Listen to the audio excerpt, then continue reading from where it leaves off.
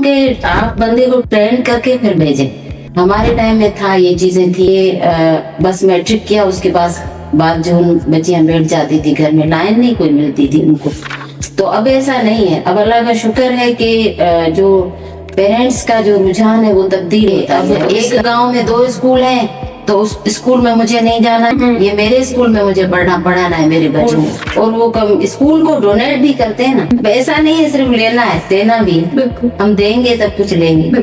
जो पहला science exhibition हुआ था बेनजीर कॉम्प्लेक्स पे वो मेरे ख्याल में इन्होंने करवाया था थर एजुकेशन अलायंस वालों की तरफ से। कल की दुनिया उन लोगों की होगी जो ना सिर्फ जवाब जानते हैं बल्कि सवाल पूछने और उनका हल तलाश करने की हिम्मत रखते हैं। तो फिर हमारे क्लासरूम्स उन्हें उस मुस्तकबिल के लिए किस हद तक तैयार कर रहे हैं? आज हम इसी सवाल का जवाब जानने की कोशिश करेंगे। अस्सलाम वालेकुम, मैं हूं फिजा हनीफ और वेलकम करती हूँ आप सबको टी टॉक्स में, जहां आज हम मौजूद हैं एक नई सीरीज ऑफ एपिसोड्स के साथ जिसका नाम है STEAM Baithaks podcast series under the project of girls empowerment through STEAM education, initiated by Thar education alliance and supported by SPL Foundation।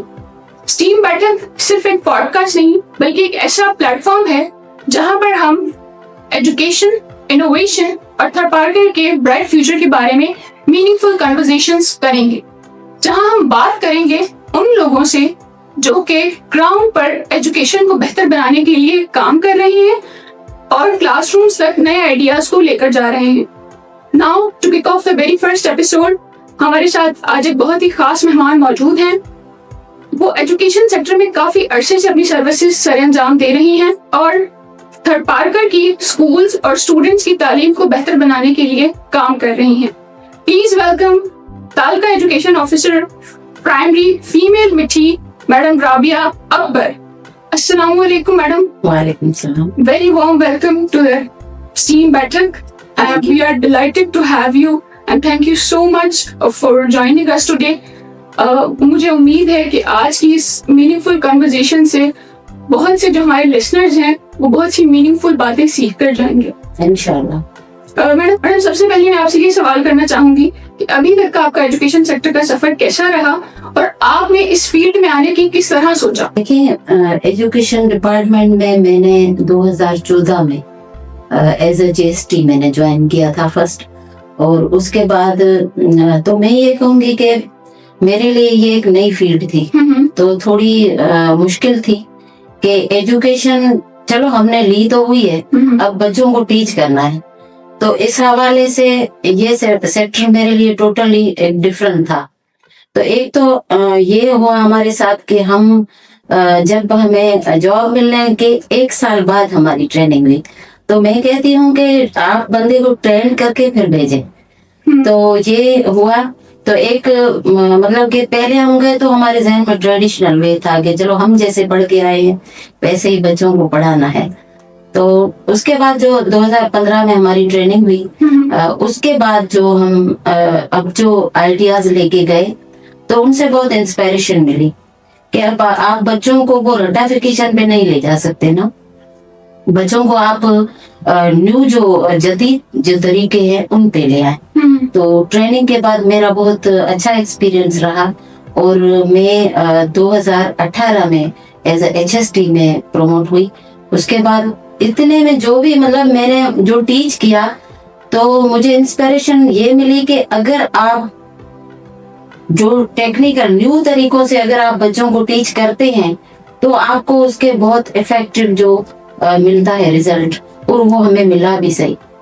तो इससे इंस्पिरेशन मिली, बच्चों के रिजल्ट, बच्चों की अचीवमेंट, और इससे बहुत हमारी जो मोटिवेशन हुई और इस तरह से हमने अपनी फील्ड में ये हमारा एक्सपीरियंस हुआ और उससे शौक बढ़ता गया। और उसके बाद तो जाहिर है हम बेहतर से बेहतर बनने की कोशिश करते हैं। जबरदस्त मैडम, जिस तरह आपने शेयर किया कि पहले आपका सफर एज ए टीचर स्टार्ट हुआ, देन एज ए हेडमिस्ट्रेस। नहीं, मैं डायरेक्ट फिर टीओ में एज ए टीचर से आप टीओ पर आई हैं। जबरदस्त मैडम। अच्छा मैडम, अब नेक्स्ट में सवाल ये मेरी तरह की आपको बताऊं, जस्ट 12 years।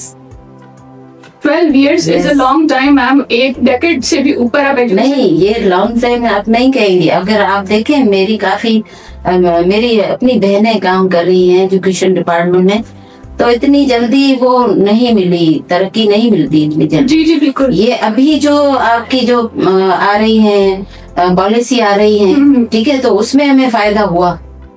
ठीक है, जीएसटी के बाद हम एचएसटी भी जल्दी हो गए, 5 साल में हमारा प्रमोशन हो गया। और उसके बाद अभी जैसे ही पोस्टें हुई इसकी 17 की जैसे ही हुई अनाउंस, तो उसमें हम आ गए थे उस क्राइटेरिया में, तो इसलिए मैं तो इसको जल्दी कहती हूँ। जबरदस्त मैडम, बिल्कुल आपकी जो जर्नी है वो काफी इंस्पायरिंग है। जिस तरह आप टीचर से डायरेक्ट टीओ पर आई हैं, बेशक आपने बहुत मेहनत और इतनी जल्दी इतनी बड़ी एक पोस्ट पर आना ये सबके बस की बात नहीं है, और आपने बहुत मेहनत की होगी तभी आप हैं। तो मैडम अगला सवाल मेरा आपसे ये है कि आज जब हम थरपारकर की गर्ल्स एजुकेशन की बात करते हैं, तो आपके नजदीक सबसे पॉजिटिव तब्दीली तो कौन सी है कि जो गर्ल्स एजुकेशन में आई है थरपारकर में, और दूसरा ये कि अभी भी ऐसे कौन से चैलेंजेस हैं जो आपको लगता है कि अभी भी हमें उन पर कलेक्टिवली काम करने की जरूरत है? जी बिल्कुल, मस्बत तब्दीली देखने को मिल रही है। उसका ये है कि एक तो गवर्नमेंट साइड और नॉन गवर्नमेंट इदारे भी काम कर रहे हैं, तो उनसे जो एजुकेशन गर्ल्स की बेटर हो रही है, उनके स्किल्स भी जो है वो इम्प्रूव हो रहे हैं। तो शहरों में तो हम देख रहे हैं कि काफी बेहतर जो पोजीशन है, उनकी जो कंडीशन है कि अब गर्ल्स बॉयज के साथ वो को एजुकेशन में भी उनको कोई नहीं है कि भाई पहले होता था, पहले हमारा जो रिलीजियस पॉइंट ऑफ व्यू से कि नहीं पढ़ना, हमारे टाइम में था, ये चीजें थी कि बस मैट्रिक किया उसके बाद जो बच्चियां बैठ जाती थी घर में, लाइन नहीं कोई मिलती थी उनको।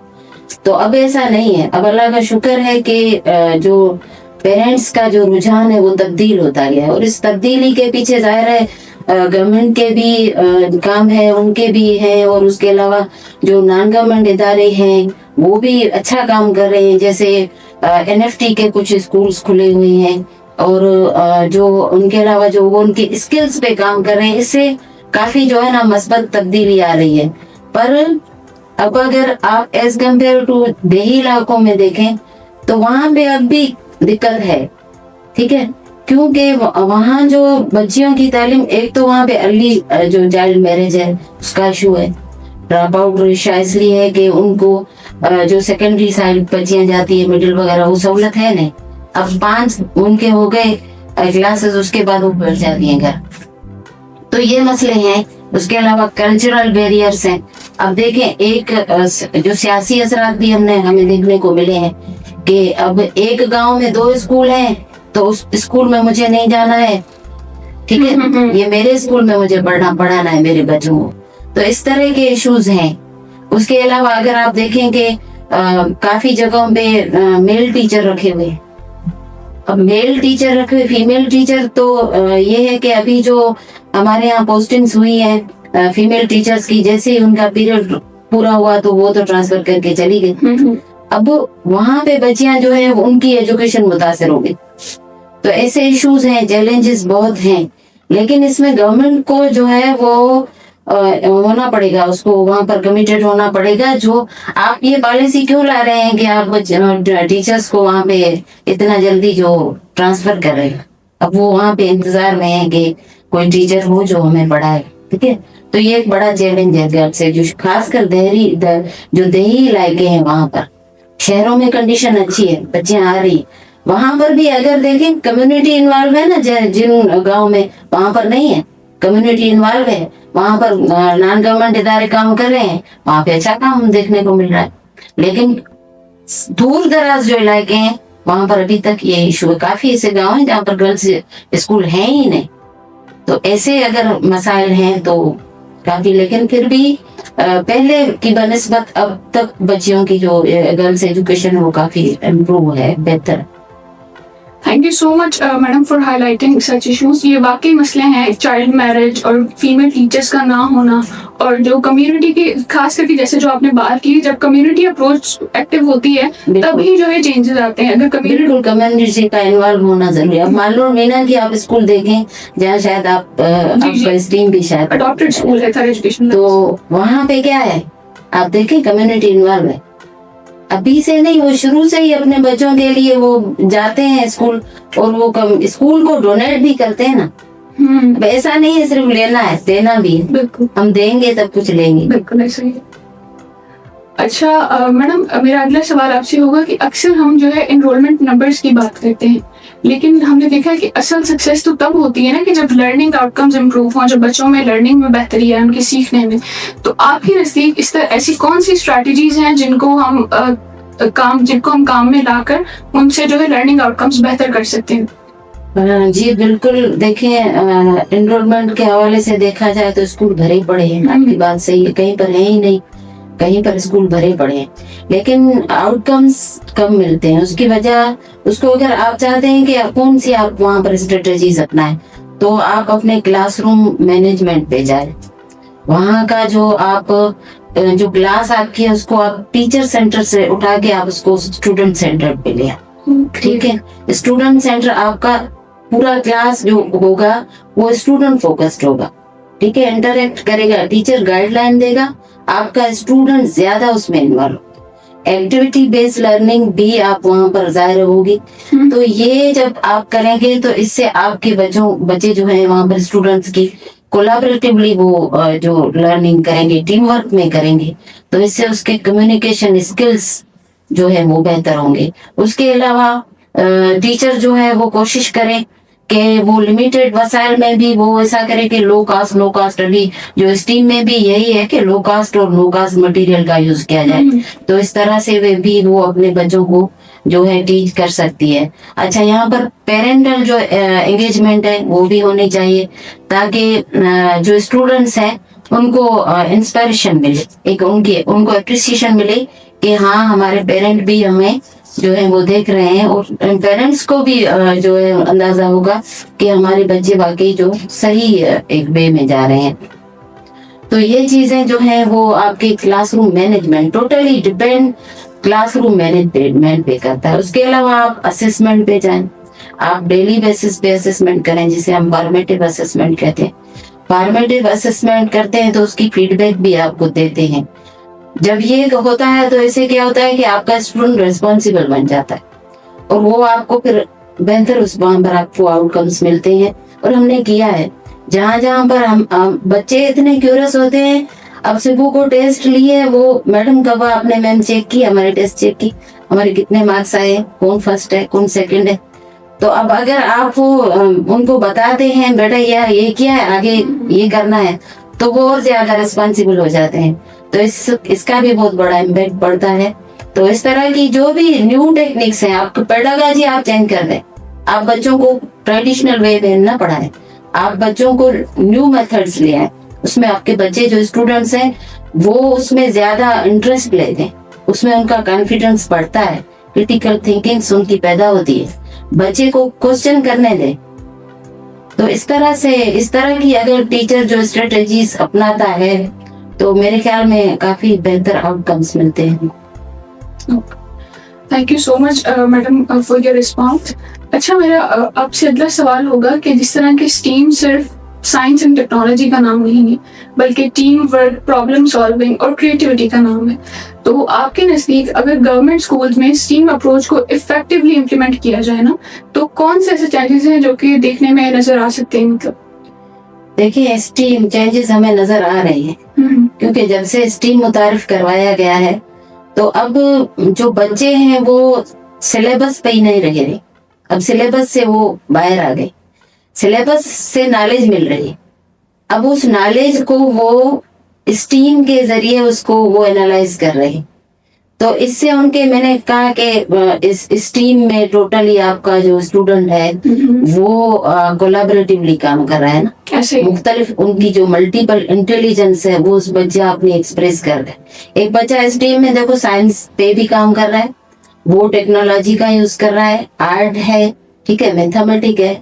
तो हम जो कहते हैं कि चलो जी एक बच्चा एक ही सब्जेक्ट में, हमारा अक्सर ये होता है ख्याल के बच्चा मैथमेटिक्स में होशियार है, वो ज्यादा देता है रिस्पॉन्ड, इंग्लिश में नहीं करता, अगर इंग्लिश में करता है तो वो साइंस में नहीं। तो ये ख्यालात यहाँ पे खत्म हो जाते हैं। अब कोलैबोरेटिवली जो स्टूडेंट काम करते हैं, हमने स्ट्रीम में जो काम है उसमें 6 से बच्चा उठाया, 7 से 8 से 9 से, तो इस तरह से उनकी जो आपस में कम्युनिकेशन स्किल्स होती हैं, वो जो नॉलेज एक दूसरे में ट्रांसफर करते हैं, तो उससे उनकी जो नॉलेज उनको मिली है वो ज्यादा वो उसको अंडरस्टैंड कर लेते, अप्लाई भी करते। देखिए ब्लूम्स टैक्सोनॉमी क्या है? ब्लूम्स टैक्सोनॉमी का जो फर्स्ट डोमेन है कॉग्निटिव, उसमें अगर देखें तो 6 level lower to higher order जाते हैं। तो उसमें मुझे लगता है मैं अपनी बात कर रही हूँ, तो वो स्टीम उस पे काम हो रहा है। आप देखिए नॉलेज, उसका पहला लेवल नॉलेज है, तो नॉलेज बच्चे को सिलेबस से मिल रही है कि आपको जी इस प्रोजेक्ट पे काम करना है। अब बच्चा पहले अंडरस्टैंड करेगा कोलैबोरेटिवली, उसके साथ दूसरे स्टूडेंट भी शामिल होंगे और वो टीचर से गाइडलाइन लेगा। जब वो उसको अंडरस्टैंड करेगा, उसके बाद वो उस नॉलेज को अप्लाई करेगा। अप्लाई करने के लिए उस नॉलेज की एनालाइज करनी होगी, ये सब स्ट्रीम में हो रहा है। एवोल्यूशन करेंगे, एवोल्यूट करेंगे कि जो नॉलेज हमने जो प्रोजेक्ट बनाना है उसकी खूबियां क्या है, उसकी खामियां क्या है। देन वो क्रिएटिविटी पे आ जाता है। लास्ट जो उसका हायर ऑर्डर है कॉग्निटिव डोमेन का, वो है ही क्रिएटिविटी। वो अपना एक न्यू प्रोजेक्ट बना रहा है। अब एक नॉलेज थी, वो उसको रटा था, पढ़ाया हुआ था कि ये है, अब उसने प्रूव करके बता दिया कि ये इस तरह बनता है, ये चीजें यहाँ पर होती हैं। तो यहाँ पर उसकी क्रिटिकल थिंकिंग्स जो है वो उसने खुद किया हुआ है ना, खुद ढूंढा है। उस टीचर से उसे गाइडलाइन मिली। अब जहां से भी उसने हेल्प ली है, वो वहां पे वो मतलब सेल्फ सफिशिएंट है एक बच्चा। तो इस तरह से काफी जो अगर गवर्नमेंट अपने सारे स्कूल्स में स्टीम अगर वो वहां पर इसको मुतारिफ कराए, तो मेरे ख्याल में हम 21st सेंचुरी के बेहतरीन जो है उसमें शामिल हो जाए, बेहतरीन शामिल हो जाए। बिल्कुल बिल्कुल ऐसे ही मैडम। अच्छा मैडम, हम जैसे कि देखते हैं अक्सर कि गर्ल्स जो हैं वो स्टीम फील्ड्स में बहुत कम जो है नजर आती हैं। तो आपके नजदीक स्कूल्स को या टीचर्स को ऐसा क्या करना चाहिए जिनसे उनका कॉन्फिडेंस जो है वो बिल्डअप हो और वो स्टीम फील्ड्स में मजीद जो है अच्छे से हिस्सा या पार्टिसिपेट कर सके? सही कहा आपने, गर्ल्स का बहुत कम इसलिए है कि गर्ल्स को अपॉर्चुनिटीज नहीं मिल रही, उनको मौके बहुत कम दिए जाते हैं। अगर गर्ल्स स्कूल है तो वहां पर चलो मिलते हैं, ठीक है। अगर को एजुकेशन बच्चा जो बॉयज स्कूल में पढ़ रही है तो वहां पर इग्नोर किया जाता है, जी लड़की है कहाँ जाएगी।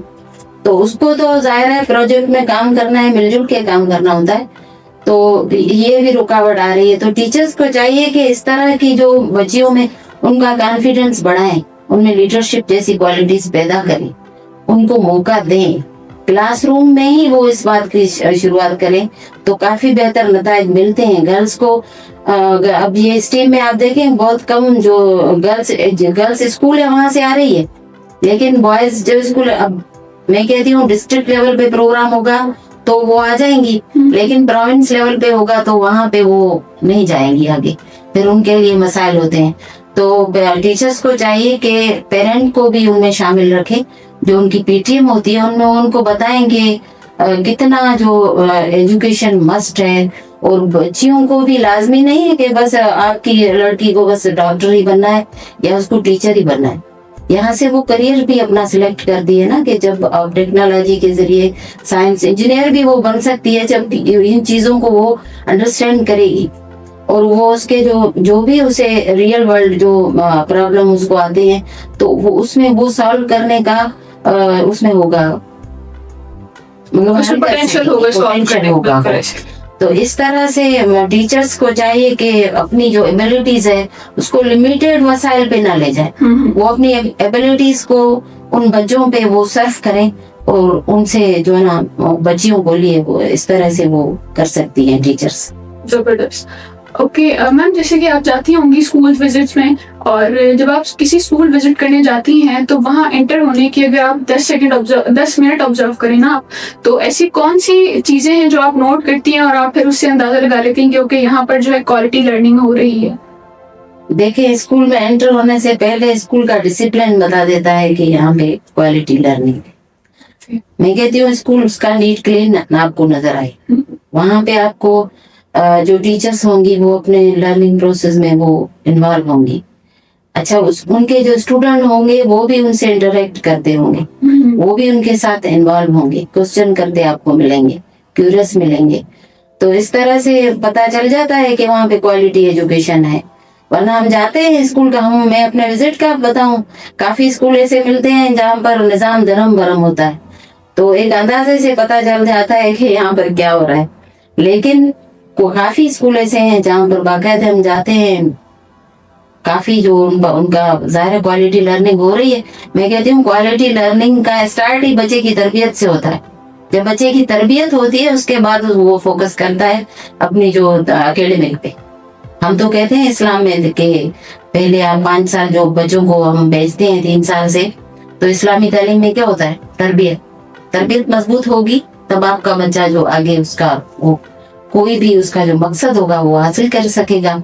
और क्वालिटी लर्निंग मेरे ख्याल में तभी होगी, बिल्कुल ऐसे ही मैम। जब उनकी बेस स्ट्रांग होगी तभी जो है वो बिल्डिंग अच्छी बन सकेगी, ऐसे ही है। तो मैम मेरा अगला सवाल आपसे होगा कि टीचर्स के लिए आपके पास क्या एडवाइस होगी, खास करके उन टीचर्स के लिए जो कि जो है रिसोर्स लिमिटेड स्कूल्स में काम कर रहे हैं ना, और वो कुछ डिफरेंट करना चाह रहे हैं, स्टूडेंट्स के लिए कुछ बेहतर करना चाह रहे हैं, तो उनके लिए क्या एडवाइस होगी आपकी? मेरी टीचर्स को यही एडवाइस है कि पहले तो वो कमिटेड हो जाए।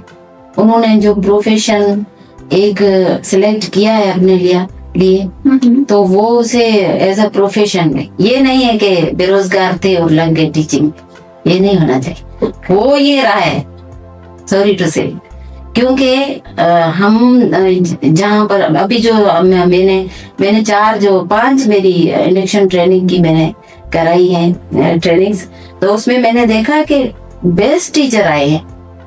वो है कि हम भी उनसे सीखे, मतलब के ट्रेनिंग के दौरान मैं भी काफी उनसे सीखी, ऐसे टीचर आए हुए। लेकिन अब क्या है कि अब वो कमिटेड होंगे तब वो अपनी जो है वो सलाहियतों का इस्तेमाल कर सकेंगे।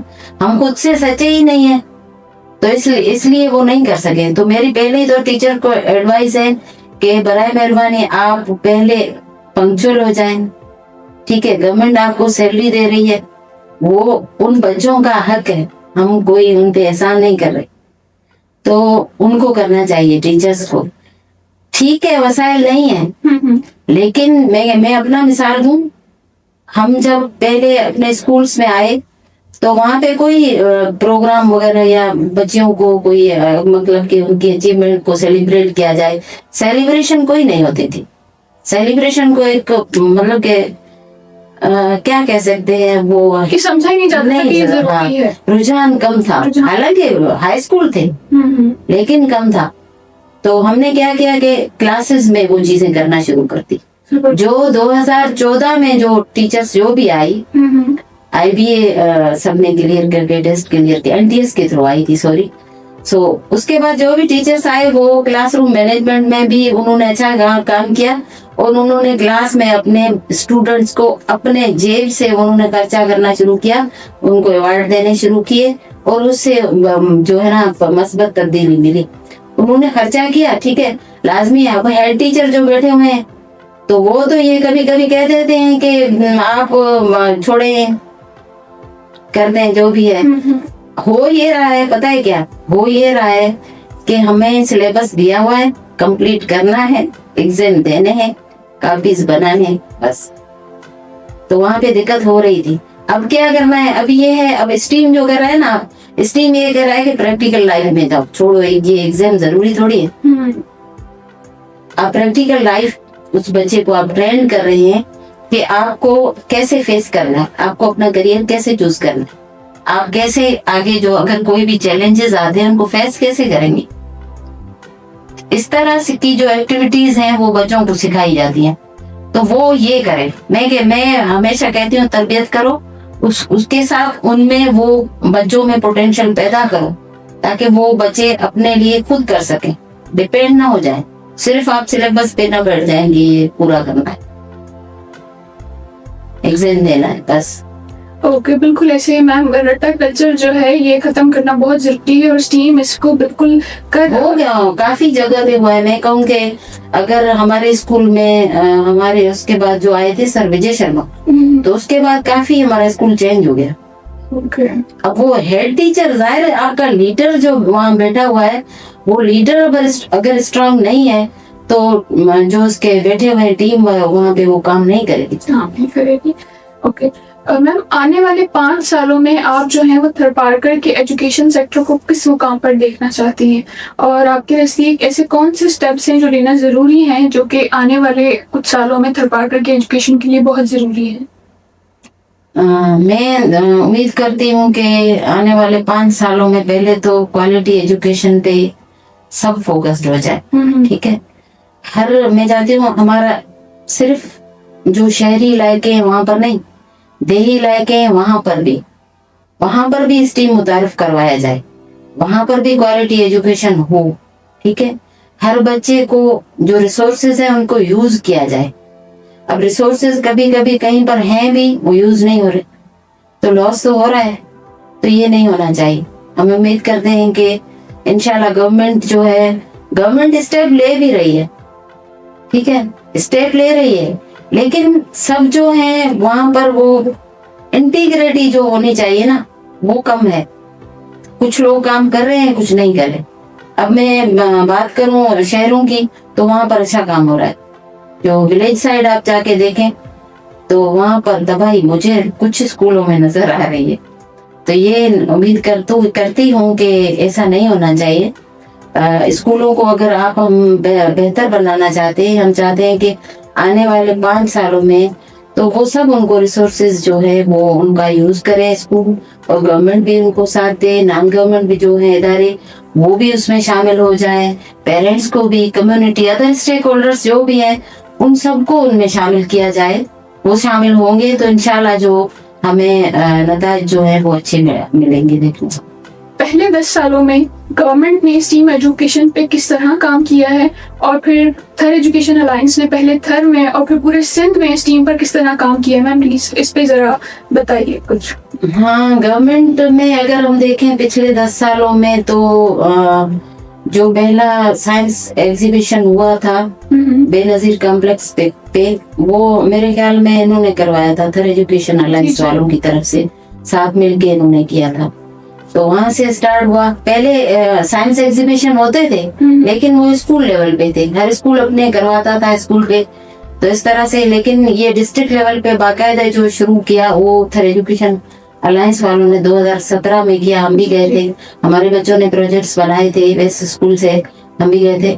तो इस तरह से अभी जो स्टीम तो का नाम दिया है सरदार अली शाह ने, तो उसके बाद जो टी आपका जो है प्रोग्राम, वो गवर्नमेंट साथ मिलकर जो ये काम कर रहे हैं, तो उसमें हमारी गवर्नमेंट साइड जो है अभी तक जो उनके 445 स्कूल जो हैं वो स्टीम में उनके रजिस्टर्ड हैं पोर्टल पे।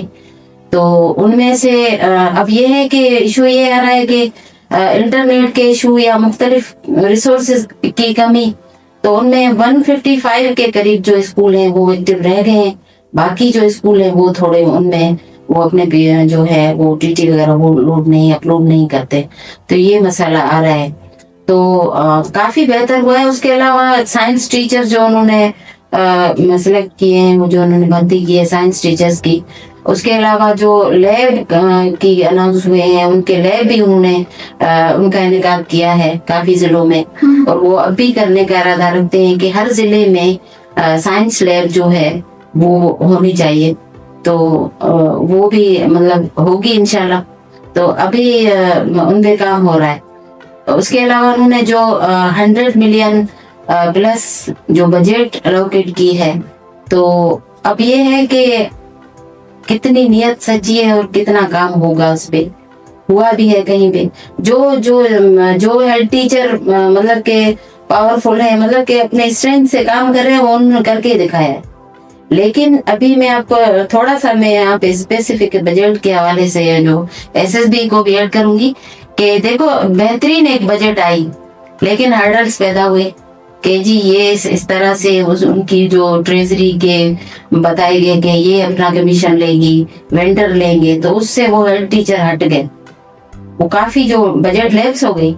तो इस तरह की बजट्स में स्टीम के लिए अगर वो रखा हुआ है तो वो तो जाहिर है जब वसाइल नहीं होंगे तो जेब से तो खर्च वो टीचर्स नहीं करेगा ना। तो इसलिए गवर्नमेंट को एक प्रॉपर बाकायदा स्टीम को इम्प्लीमेंट करने के लिए हर स्कूल में वो जो कर रहे हैं काम, उसको बाकायदे उसमें उसको आसान बनाया जाए, उसको डिफिकल्ट न करे। ठीक है, उस्ताद के लिए जब आसानियां पैदा करेंगे ना, देखें एक उस्ताद के लिए भी यही है कि आप स्टूडेंट के लिए उसको फैसिलिटेट करें, ये नहीं है कि डंडा लेके बैठ जाए, ठीक है। तो एक टीचर को भी आप फैसिलिटेट करें। अभी जो आपने टीचर सिलेक्ट किए, जो उनकी हुई, तो वो तो मतलब कि अपनी मर्जी से आ रहे हैं, जा रहे हैं, ठीक है। तो काफी जो है कुछ काम मतलब बेहतर हो रहा है, लेकिन काफी अभी बेहतरी की जरूरत है। लेकिन थर एजुकेशन अलायंस का मैंने वो जो पॉजिटिव हमें मिला है, मैं देखने को रिजल्ट्स मिल रहे हैं। आप लोगों ने जो स्ट्रीम पे काम किया है, जिसमें अभी आपका शायद 13 जो है स्कूल्स हैं जिसपे आप काम, हाँ प्रोजेक्ट जो 10 महीनों का है शायद, जिसका एक उनकी जो आप फर्स्ट आपने कोई सेशन था, मीटिंग थी, उसमें मैं आई थी। वैसे हम प्राइमरी साइड की उसको स्ट्रीम में हम शामिल नहीं है, क्योंकि स्ट्रीम काम कर रहा है सेकेंडरी साइड, मिडिल, प्राइमरी, तो इसलिए मैंने एक मीटिंग आपकी अटेंड की। तो उसके बाद ये था कि आपने वहाँ पर स्टूडेंट वर्कशॉप भी करवाए, तो टीचर्स ट्रेनिंग भी करवाई। तो इसका देखें आप प्रोग्राम आपका है, तो आपको तो अंदाजा होगा, आपको नतायज मिल रहे होंगे कि वहाँ पे स्ट्रीम आपका कितना वो सक्सेसफुल जा रहा है। अब गवर्नमेंट में जो 445 स्कूल, ठीक है, वो रजिस्टर्ड है, उनमें एक्टिव आपके 155 बचे हैं। तो यहाँ पर कौन सी वो है जो आ रहे हैं कि वो क्यों नहीं कर रहे? तो गवर्नमेंट को सीरियस लेना होगा। गवर्नमेंट जो भी बजट देती है या जो भी उस पे काम उन्होंने अनाउंस किया हुआ है, उसको सीरियस लिया जाए, उसको वहां पर इम्प्लीमेंट बाकायदे किया जाए। जब बाकायदे इम्प्लीमेंट होगा तभी जो है वो बच्चों की ग्रोथ जो होगी, वो उसमें बेहतरी आएगी। बिल्कुल ऐसा ही है कि जैसे गवर्नमेंट अगर फंड रिलीज करती है, तो जिन जिन के पास आता है, जैसे सब लोग अगर अपना काम अपने अपने हिस्से का काम करते जाएं, अपने हिस्से का पौधा लगाते जाएं, तो यकीनन पाकिस्तान का एजुकेशन जो है बहुत अच्छा हो सकता है। देखिए अब स्कूल को एसएमसी जो मिली हुई है ना, अब वो एसएमसी भी कुछ स्कूल ऐसे मैंने देखे, मैं प्राइमरी साइड की बात कर रही हूँ, तो वो एसएमसी यूज नहीं कर रहे। अब एसएमसी में काफी स्कूलों को हमने कहा भाई एसएमसी तुम्हारे माइनर काम के लिए है, वो तो तुम करो, नहीं वो कम यूज करते हैं। अब एसएसबी का जैसे ही आया है, तो हर जो एचएम है वो उनको ओडीडीओ है, ठीक है, लेकिन काम कुछ नहीं है, इफेक्टिव उनकी ट्रेनिंग भी नहीं हुई है, मैं ये कहूंगी। क्यों? क्योंकि ट्रेनिंग सही है, हमारे मास्टर ट्रेनर अच्छे थे, पर आप एक ऐसी ट्रेनिंग देने जा रहे हैं जो बजट से करती है बिलोंग, ठीक है। तो बजट की ट्रेनिंग आप ऐसे कैसे देते हैं? वो तो आपको प्रॉपर तरीके से देनी होगी। आगे जो आपकी टीचर्स बैठी हुई है प्राइमरी साइड पे, कोई हाई क्वालिफाइड टीचर्स नहीं है, ठीक है, उनको आप आसानियां देंगे, उनको आप प्रॉपर गाइडलाइन देंगे, तब वो उस बजट का प्रॉपर यूज कर सकेंगे। अभी बजट आई नहीं है, वो रोला डाला उन्होंने कि वेंडर है, इतने पैसे वो लेंगे, ऑडिट होगी, ये होगा।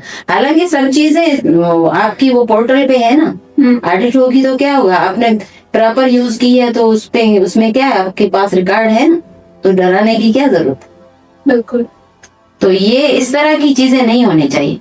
सबको मिलकर, अब जिन स्कूल्स ने एसएसबी बजट यूज की है, उनको चाहिए कि बाकी जो स्कूल्स हैं उनको वो बताए, उनको मतलब गाइडलाइन दे कि हमने इस तरह से बजट पे काम किया, इस तरह से हमने निकलवाई, तो उनको भी आसानी होगी। तो इस तरह से जब मिलकर सब काम करेंगे तो ही हम एजुकेशन के मैदान में तब्दीली ला सकते हैं। बिल्कुल। Okay, ma'am, as we are coming close to our end of the podcast, तो one final question I'd like to ask कि अगर आपको थरपारकर की हर लड़की को एक मैसेज देना हो, तो वो क्या हो? मेरा मैसेज सब बच्चियों, मेरी बेटियों को यही है कि एजुकेशन मस्ट है, और जो भी उनको चैलेंज है वो फेस करे, पर वो निकले, क्विट ना करे, गिव अप ना करे, ठीक है। जाहिर है एक तालीम ही लाती है ना शऊर इंसान में, तो उसको तो एक बच्ची को तो आगे चल के पूरा उसको घर संभालना होता है, पूरे घर के साथ जुड़ जाती है। एक माँ पढ़ी लिखी है तो वो अपने बच्चों में काम करेगी। तो मैं अपनी बच्चियों को यही पैगाम दूंगी कि तालीम वो है ना हासिल करें, उनको जिस तरह के भी चैलेंजेस दरपेश हैं उनको फेस करें, जहां भी जिस तरह की भी हेल्प चाहिए होगी हम उनको हेल्प करेंगे। और वो इस बात से पीछे ना हटे कि ये जो है चैलेंजेस हैं और हम फेस नहीं कर सकते, हम आगे नहीं बढ़ सकते। तो इस तरह मतलब मेरा ये मैसेज है। Okay ma'am, thank you so very much. तो जैसे कि आप सबने सुना, आज की हमारी ये पॉडकास्ट एजुकेशन, सिर्फ एजुकेशन के बारे में नहीं थी, बल्कि होप, अपॉर्चुनिटीज और फ्यूचर के बारे में थी। मैम, आपने जो वैल्यूएबल इनसाइट्स हमारे साथ शेयर किए हैं, हमें यकीन है कि तमाम जो व्यूअर्स हैं, चाहे टीचर्स, स्टूडेंट्स, पेरेंट्स या एजुकेशन सेक्टर से जितने भी मुंसलिक लोग हैं, उन सब के लिए ये बहुत फायदेमंद साबित होगी। Thank you so very much, आपने अपने एक्सपीरियंसेस हमारे साथ शेयर किए। तो आप देख रहे थे स्टीम बैठक पॉडकास्ट सीरीज एपिसोड 1। याद रखिए, जब तक हम बच्चों को सिर्फ जवाब नहीं बल्कि सवाल करना सिखाएंगे, असल कामयाबी तभी हासिल हो सकती है। अब मिलते हैं आपसे अगले एपिसोड में, तब तक के लिए अपना ख्याल रखिएगा। अल्लाह हाफिज।